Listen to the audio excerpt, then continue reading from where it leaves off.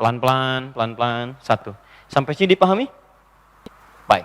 Jadi jeda menunaikan qabliyah ini, yaitu jedanya antara selesai adzan, jadi adzan selesai, dengan menunggu penunaian sholat subuhnya. Jadi kalaupun Anda buat jeda misalnya 10 menit ke adzan subuh, yang pasti patokannya begitu selesai adzan, Anda tunaikan. Jelas? Satu. Dua. Al-Bukhari tadi sudah, yang nomor hadis 618, redaksinya sama. Sekarang masuk ke hadis Muslim, nomor hadis 724. Sudah?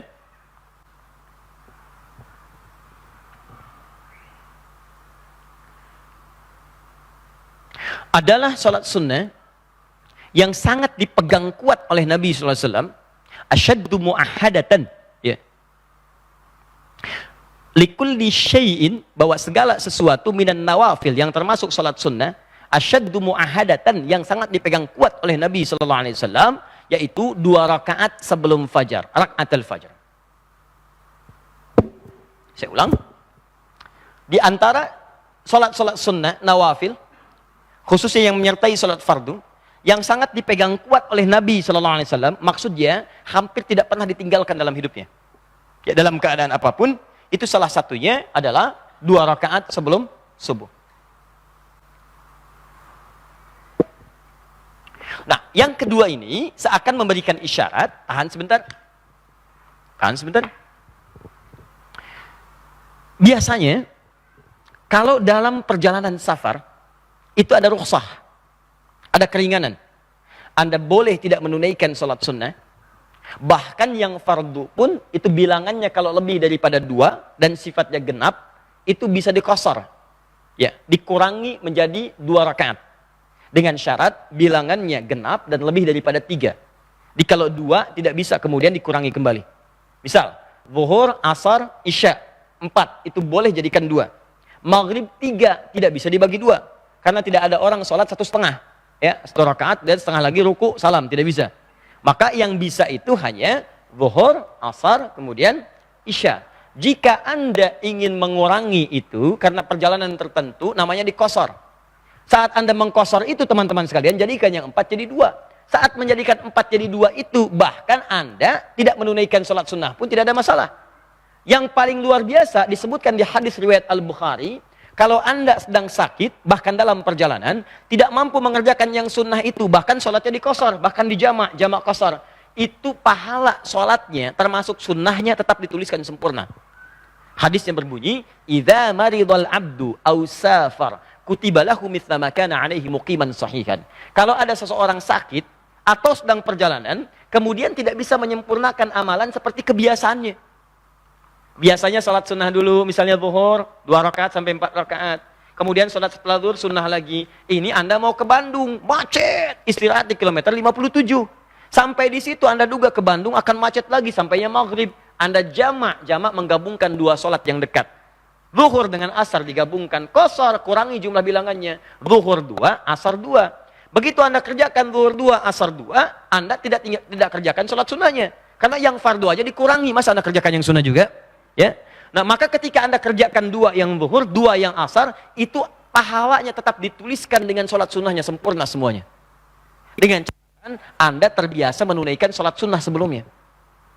Jadi kalau Anda tidak terbiasa menunaikan sholat sunnah sebelumnya, yang dituliskan cuma 4 aja, 4 zuhur, 4 asar.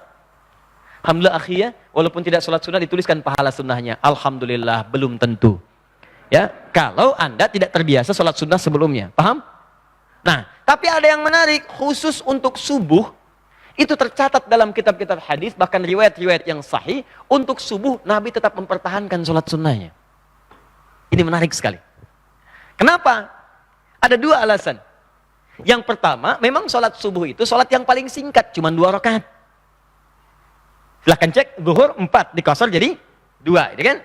Nah, yang kedua ini yang paling menarik, karena banyak keutamaan di 2 rakaat sebelum subuh itu yang tidak ditemukan di sholat-sholat sunnah yang lainnya. Jika Anda kerjakan itu, maka Anda akan mendapatkan kemuliaan yang tidak ditemukan di tempat-tempat dan waktu-waktu lain, di waktu-waktu sholat selain subuh. Nah, apa dua keutamaan ini atau keutamaan-keutamaan dimaksudkan? Sebelum itu saya garis bawahi dulu. Artinya kalau Anda sedang berperjalanan pun, sedang di perjalanan, sedang safar dan sebagainya, masuk waktu subuh, saking utama 2 rakaat ini Nabi menjaganya. Kalau memungkinkan mengerjakannya, maka jangan tinggalkan itu. Sekalipun hukumnya sunnah. Paham? Bisa di airport, sudah tiba subuh Anda nunggu. Alih-alih Anda kerjakan sholat subuhnya terlebih dahulu, maka kalau memungkinkan waktunya masih ada, kerjakan 2 rakaat sebelum subuhnya. Jelas? Yang terakhir, ini kasus yang terakhir. Ini yang paling menarik. Nabi dalam perjalanan, kemudian di situasi dini hari, sudah sholat malam dan seterusnya, Nabi minta Bilal berjaga. Riwayatnya sahih, Bilal kamu berjaga. Kata Bilal, saya ikut tidur ya Rasulullah, nanti saya bangunkan semua. Kata Nabi, kamu berjaga. Saya ikut tidur ya Rasulullah, baiklah kamu tidur. Tapi sebelum subuh kamu bangun. Ya, kemudian bangunkan yang lain. Apa yang terjadi? Tiba-tiba mereka semua tertidur, termasuk Bilal. Tidur semuanya, bangun-bangun, sudah merasa matahari sudah menyengat ke pipinya. Pipi Nabi. Artinya pada saat itu, Nabi bangun sudah melewati batas sholat subuh. Batas yang tetap waktunya. Nah, apa yang paling menarik? 2 hal. Hal yang pertama, ketika bangun Nabi katakan, wailak ya Bilal, celaka kamu Bilal. Katanya kamu bangun, ternyata kamu ketiduran juga. Oke? Lalu Nabi ajarkan, kalau kamu belum sanggup mengerjakan sesuatu, jangan memaksakan diri. Serahkan kepada yang lain lebih mampu, atau bermohonlah kekuatan kepada Allah. Ini pelajaran yang sangat penting. Tapi yang paling menarik, Nabi setelah itu minta kepada para sahabat untuk berwudu, kemudian Bilal mengumandangkan adzannya. Yang paling menarik setelah itu, Nabi tidak langsung mengerjakan sholat subuh, tapi mengerjakan 2 rakaat sebelum subuh ini dulu. Sebelum sholatnya. Bayangkan, saya mau katakan begini, lihat baik-baik. Bu, subuh yang dimaksudkan bukan waktu subuhnya, sebelum sholat fardunya. Sebelum dikerjakan sholat fardunya, diawali dengan sholat sunnah dulu 2 rakaat, masih dikerjakan. Nah, para ulama hadis mengatakan, kalau 2 rakaat ini tidak penting pada saat itu, mustahil dikerjakan. Pasti Nabi akan langsung kepada sholat subuhnya yang 2 rakaat. Menariknya, Bilal memberi isyarat, setelah itu sholat sunnah, setelah sholat sunnah kemudian qomat, baru ditunaikan sholat subuhnya. Ini menunjukkan keutamaan 2 rakaat sebelum subuh itu jauh di atas sholat-sholat sunnah yang lainnya, bahkan yang mengiringi sholat fardu. Ada keutamaan khusus dibanding sholat-sholat yang lain. Jelas? Baik. 1. 2. Pertanyaannya, Ustaz, kok Nabi bisa kesiangan? Katanya Nabi, katanya Rasul, kok kesiangan? Nah, ini yang paling menarik. Teman-teman, mudah bagi Allah membangunkan Nabi pada saat itu mengatakan Muhammad bangun, waktunya subuh, selesai. Cuman diperkenankan oleh Allah pada saat itu, Nabi kemudian dibangunkan melebihi batas waktunya yang normal pada saatnya untuk memberikan contoh pada umatnya ke depan jika mengalami situasi serupa. Sebetulnya pelajaran ini untuk umatnya di masa depan, bukan untuk Nabi pada saat itu. Kalau Nabi gampang bangun, Muhammad bangun, cuman umatnya ke depan kalau ketiduran, bagaimana solusinya? Dan umat sekarang bukan cuma ketiduran lagi, banyak yang kesiangan. Maka diajarkan contoh, apa contohnya? Jika seseorang itu kemudian bangun dari tidurnya, melewati batas sholatnya, keluar sabda Nabi, itulah waktu sholatnya, tunaikan waktu sholat yang bangun dari tidurnya, itulah waktunya. Misal, Anda subuh, terlalu lelah, capek, gitu kan? Ingat, bukan disengaja ya, bukan begadang nonton bola misalnya, kemudian ketiduran, sengaja kemudian lambat subuh, itu dosa. Itu dosa. Tapi ada yang hal-hal yang kadang nampak dalam kegiatan yang tidak kita rencanakan. Capek Anda kemudian dari pekerjaan, datang jam 1 malam, kemudian setelah itu Anda mandi, Anda kemudian sholat dulu, bahkan sempat tahajud sampai 2:30. Udah itu tiduran dulu, begitu bangun jam 7 misalnya kan. Nah, ketika Anda bangun ini, bukan berarti waktu sholatnya habis, tidak. Kerjakan sholat itu tepat pada saat bangunnya. Terus, ini sama dengan pertanyaan begini, kenapa Nabi Adam itu sempat melakukan pelanggaran terhadap ketentuan Allah? Kenapa makan buah khuldi padahal Nabi dijaga dari maksiat? Nah, Nabi Adam itu diperkenankan oleh Allah makan buah khuldi bukan karena nggak dijaga, untuk memberikan tuntunan tobat bagi anak cucunya yang bukan Nabi di kemudian hari. Makanya ketika beliau melakukan kesalahan itu diperkenankan oleh Allah, turun kemudian ayat taubat, Quran surah kedua ayat 37. Fatalaqa Adamu min rabbi kalimatin fataba alaihi. Adam menerima tuntunan taubat, maka taubat itu yang membedakan manusia dengan iblis. Iblis salah, diminta tobat, gak mau tobat. Bahkan dia berkata di Quran surah ke-7 ayat 12-13, Ana khairun minhu khalaqtahu min narin wa khalaqtahu min tin.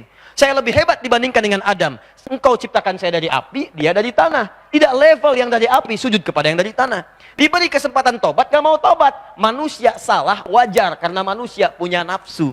Yang tidak wajar itu kalau sudah salah, gak mau tobat. Jadi Anda mesti bedakan, Anda ini manusia apa iblis? Iblis itu salah, gak mau tobat. Anda salah, wajar, namanya manusia. Tapi kita itu punya kesempatan untuk kembali kepada kebaikan. Jadi sebesar apapun kesalahan kita, ada peluang untuk berubah jadi baik. Orang jahiliyah itu banyak yang buruk sifatnya. Ada pembegal, tukang mabuk, tukang bunuh, tukang perkosa, tukang mabuk, macam-macam. Tapi ketika turun kesempatan untuk bertobat, mereka memilih untuk tobat dan jadi hamba yang terbaik. Sekarang kita sudah keluar dari zaman jahiliyah, jangan kembali lagi ke masa lalu. Paham sampai sini? Nah, sekarang saya kembalikan kepada apa yang kita bahas tadi. Jadi saking pentingnya sholat subuh ini, teman-teman sekalian, fokus. 2 rakaat sebelum subuh saking pentingnya, maka dalam keadaan-keadaan bahkan Anda bangun terlambat pun, ini hadis-hadis sahih mengajarkan masih boleh menunaikan 2 rakaat sebelum subuhnya. Pertanyaannya, apa keutamaannya? Sampai-sampai itu dijaga, bahkan dalam keadaan seakan terlambat dalam menunaikannya. 1. Hadis riwayat Muslim, ke nomor hadis 725-nya. Tadi sampai 727. Tahan ya, fokus. Rak'atal fajri khairum minad dunya wa ma fiha. 2 rakaat sebelum subuh itu keistimewaannya lebih daripada dunia dan seisinya. Bapak Ibu, kalau saya kasih pilihan, pilih 500.000 atau pilih dunia dan seisinya. Pilih mana? Alhamdulillah, normal. Normal. Walaupun pada prakteknya, kadang-kadang tidak begitu. Contoh, bikin broadcast ya, dari sekarang dan viralkan. Ada satu pengumuman dari Masjid Nurul Bahri di Kelapa Gading, besok Jumat, yang sholat subuhnya ditunaikan di Masjid Kelapa Gading, Nurul Bahri, dan mengikuti datang sebelum subuh, 2 rakaat sebelum subuh dikerjakan di Nurul Bahri, masing-masing akan dapat amplop 500.000. Sampaikan, terbatas 50 orang untuk sab pertama. 500.000. Baik. Pertanyaan saya, setelah pengumuman itu dibuatkan viral, kemudian menyebar, berapa jamaah yang datang ke sini? Pertanyaannya, sejak jam berapa jamaah datang ke sini? Subuhnya 4.25. Orang datang ke sini jam berapa? Jam 1, jam 2. Demi Allah saya katakan, nginap dari sore ini udah pada datang. Padahal itu cuma tulisan di bawahnya, contoh. Anda bayangkan? Di contoh aja, dikasih 500.000, diumumkan dari sekarang. Nginap sore-sore udah banyak ke sini. Gak percaya, bikin aja Pak. Pengumuman, contoh. Di Masjid Kelapa Gading Nurul Bahri, besok akan dibagikan masing-masing 500.000 rupiah. Di awal subuh, bagi 50 orang pertama. Tanda kurung, contoh. Atau nggak usah kasih contoh, kalau Anda benar-benar berniat, silahkan cek berapa yang datang. 4.25 adzan subuh, mulai sore udah datang, malam itikaf dan sebagainya. Wajah-wajahnya nggak pernah Anda kenal sebelumnya. Bikin pengumuman yang kedua. Siapa yang datang ke masjid lebih awal, di waktu subuh, menunaikan 2 rakaat sebelumnya, bahkan di masjid itu, nanti kami akan berikan dengan janji Rasulullah SAW, lebih daripada dunia dan seisinya. Al-Hadis, tuliskan di ujungnya. Pertanyaan saya, berapa yang datang ke masjid ini? Tuh, lihat tuh. Nah, sekarang, jadi Ustadz, yang dimaksudkan lebih daripada dunia dan seisi ini apa? Apakah materi wujudnya atau yang lain wujudnya? Nah, ini yang perlu kita sadari, sehingga kita punya pemahaman yang kuat tentang ini. Sampai-sampai Nabi pernah mengilustrasikan, kalaulah tahu tentang kemuliaan ini, bahkan orang akan mendatangi masjid atau sholat itu dengan merangkak. Merangkak itu ada dua pemahaman. Satu, saking padatnya orang datang sampai bergeraknya itu lambat. Ya kan, kalau orang lambat itu diilustrasikan seperti bayi yang merangkak, lambat geraknya, saking banyaknya, padatnya begitu. Ya. Yang kedua, ada yang mengatakan bahkan orang yang tidak mampu pun akan merangkak datang, saking tahunya manfaat di balik itu. Yang pertama, yang dimaksudkan kata para ulama, makna yang pertama itu adalah terkait dengan pahalanya. Pahalanya itu lebih daripada dunia dan seisinya. Anda bayangkan nggak, teman-teman? Baca Quran aja, 1 hurufnya 10 kebaikan. Infak paling minimal 700 kebaikan. Datang ke majelis ilmu mendapatkan pahala 700 kebaikan. Tapi kalau 2 rakaat sebelum subuh, langsung jumlahnya lebih daripada dunia dan seisinya. Bukan 10, bukan 20, bukan 100, bukan 700. Lebih daripada dunia dan seisinya. Maksudnya, susah ngitungnya.